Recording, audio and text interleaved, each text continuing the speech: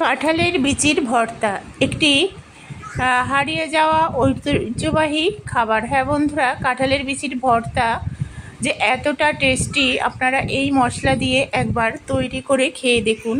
আমরা অনেকভাবে কাঁঠালের বিচির ভর্তা খাই, বা কাঁঠালের বিচি সবজিতে, কাঁঠালের বিচি ভাজা, সিদ্ধ অনেক রকম করে খাই, কিন্তু এইভাবে একবার খেয়ে দেখুন, মুখের স্বাদ লেগে থাকবে আর একবার খেলে মন ভরবে না। তো চলুন দেখা যাক কিভাবে তৈরি করেছি। এখানে দেখুন কাঁঠালের বীজগুলো শুকিয়ানো আছে, মানে যখন আমরা কাঁঠাল থেকে ছাড়াই, ধুয়ে তারপর রোদে দিই, রোদে জলটা শুকিয়ে গেলে আর খোসাগুলো পাতলা হয়ে যায়, খোসাগুলো দেখুন এবার কাটলে উঠে যাবে আর চকচক করছে।